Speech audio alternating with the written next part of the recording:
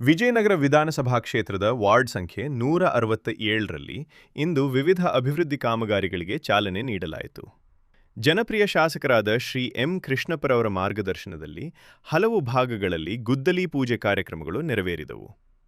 Cobble stone ರಸ್ತೆ ನಿರ್ಮಾಣ ಕಾಮಗಾರಿಗೆ ಸೈಂಟ್ ಮೆಡಿಕಲ್ ಹತ್ತಿರದ 3ನೇ ಮುಖ್ಯ ರಸ್ತೆಯಲ್ಲಿ ಶಾಮಣ್ಣ ಗಾರ್ಡನ್, ಹೊಸಗುಡ್ಡದ ಹಳ್ಳಿ ವಾರ್ಡ್ 148ರಲ್ಲಿ ಗುದ್ದಲಿ ಪೂಜೆ ನೆರವೇರಿಸಲಾಯಿತು.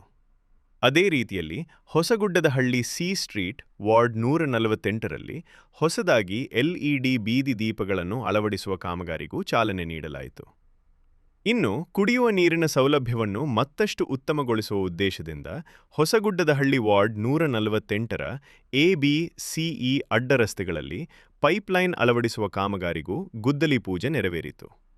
ಹಾಗೂ ಸೈಂಟ್ ಮಾರ್ಥಸ್ ಶಾಲೆ ಸಮೀಪದ ಕಸ್ತೂರ್ಬಾ ನಗರ ಹೊಸಗುಡ್ಡದ ಹಳ್ಳಿ ವಾರ್ಡ್ 148ರಲ್ಲಿ ಒಳಚರಂಡಿ ಅಭಿವೃದ್ಧಿ ಕಾಮಗಾರಿಗೂ ಗುದ್ದಲಿ ಪೂಜೆ ನೆರವೇರಿಸಲಾಯಿತು.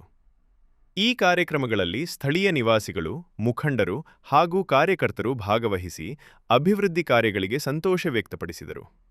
ಜನಸೇವೆಯೇ ಧ್ಯೇಯವಾಗಿಸಿಕೊಂಡು ಕ್ಷೇತ್ರದ ಸಮಗ್ರ ಅಭಿವೃದ್ಧಿಗೆ ಶಾಸಕರಾದ ಶ್ರೀ ಎಂ. ಕೃಷ್ಣಪ್ಪರವರು ನಿರಂತರವಾಗಿ ಶ್ರಮಿಸುತ್ತಿದ್ದು, ವಿಜಯನಗರ ಕ್ಷೇತ್ರದಲ್ಲಿ ಅಭಿವೃದ್ಧಿಯ ಪಯಣ ಮತ್ತಷ್ಟು ವೇಗ ಪಡೆದುಕೊಳ್ಳುತ್ತಿದೆ.